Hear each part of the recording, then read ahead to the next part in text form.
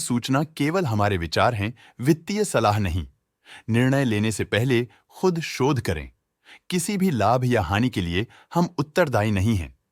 आज हम देख रहे हैं Sunflag iron and steel company limited के 2025-26 Q1 की standalone financial performance. Starting with the sales, पिछले क्वार्टर से सेल्स में 14.5% का इंक्रीज हुआ है, मगर कंपनी ने पिछले साल के मुकाबले 13% का सेल्स इंक्रीज रिपोर्ट किया। Expenses 15.5% quarter on quarter increase हो गए हैं, जो साल भर के 11% के राइज के साथ अलाइन करता है। क्वार्टरली सेल्स के कंपैरिजन में एक्सपेंसेस इंक्रीज होना दिखाता है कंपनी ने एक्सपेंसेस मैनेज करने के लिए स्ट्रगल किया। हालांकि कंपनी ने एनुअली अच्छा परफॉर्म किया। ऑपरेटिंग प्रॉफिट, जो पिछले साल के कंपैरिजन में 38% अप हुआ है, quarter on quarter around 9% increase हुआ है। Operating profit margin OPM annual basis पे 2% से इंक्रीज हुआ है और पिछले क्वार्टर के कंपैरिजन में -0.5% से डिक्रीज हुआ है। एक्सेप्शनल आइटम्स को ऐड करके अदर इनकम पिछले क्वार्टर के कंपैरिजन में लगभग 6 गुना बढ़ गई, बावजूद इसके ईयरली ग्रोथ लगभग 5 गुना हुई है।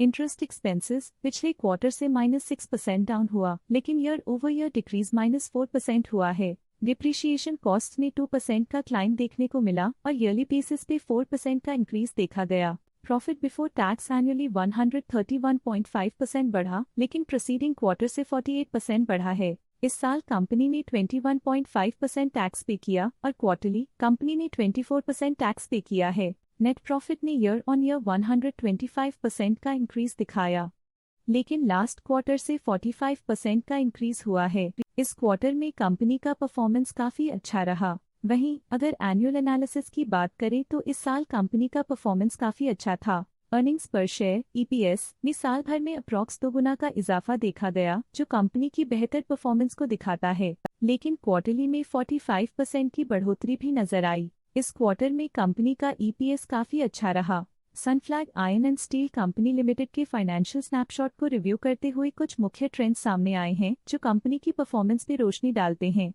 जून 2022 से जून 2025 तक Sunflag iron and steel company limited की फाइनेंशियल जर्नी में सबसे पहले बात करते हैं सेल्स की। इस साल सेल्स में 3.5% की वृद्धि हुई है और पिछले 4 सालों में 25% की वृद्धि हुई है, जो एक निरंतर अपवर्ड ट्रेंड को दर्शाता है। पिछले 3 साल से सेल्स लगातार बढ़ती जा रही है, जो मार्केट एक्सपेंशन और कंज्यूमर डिमांड में वृद्धि को दर्शाता है। अब बात करते हैं एक्सपेंसेस की। इस साल एक्सपेंसेस 5% बढ़े हैं और 4 सालों में 29% का इजाफा हुआ है। इस साल हालांकि एक्सपेंसेस सेल्स से थोड़ा ज्यादा बढ़े हैं, मगर ग्रोथ रेट्स का करीब होना स्टेडी ऑपरेशनल कॉस्ट को दर्शाता है। चैलेंजेस से गुजरते हुए ऑपरेटिंग प्रॉफिट ने इस साल -10.5% की डाउनटर्न देखी, जो एक ट्रेंड को कंटिन्यू करता है, पिछले 4 सालों में -5% की डिक्लाइन के साथ।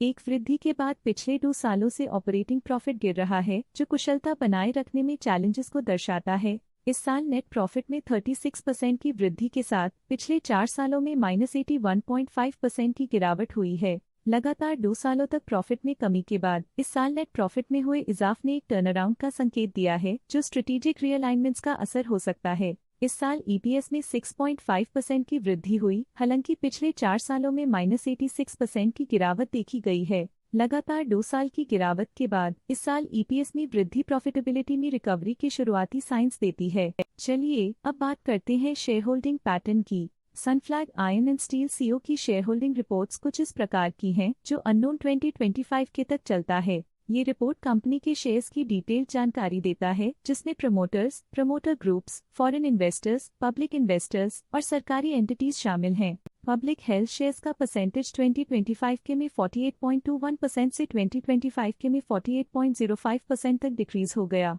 इस डिक्रीज से साफ है कि इस टाइम पीरियड में कंपनी में पब्लिक का हिस्सा डिक्रीज हुआ है। जब कंपनी के शेयर्स का मैक्सिमम हिस्सा पब्लिक के पास होता है, तब ये माना जाता है कि कंपनी कमजोर हाथों में है, जो बाजार की अस्थिरता और स्पेक्युलेटिव ट्रेडिंग को इंडिकेट करता है। DII डोमेस्टिक इंस्टीट्यूशनल इन्वेस्टर्स ने अपना शेयर होल्डिंग 2025 में 0.15% से 2025 में 0.19% तक इंक्रीज किया। ये बताता है कि डोमेस्टिक इंस्टीट्यूशंस ने कंपनी में अपना इंटरेस्ट 0.04% तक इंक्रीज किया है।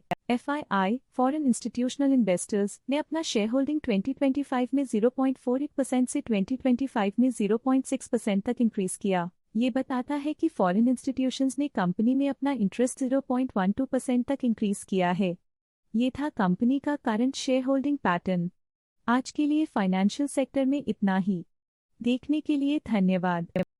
स्टॉक लेटेस्ट न्यूज अपडेट के लिए चैनल को सब्सक्राइब करें और वीडियो को लाइक एंड शेयर करें।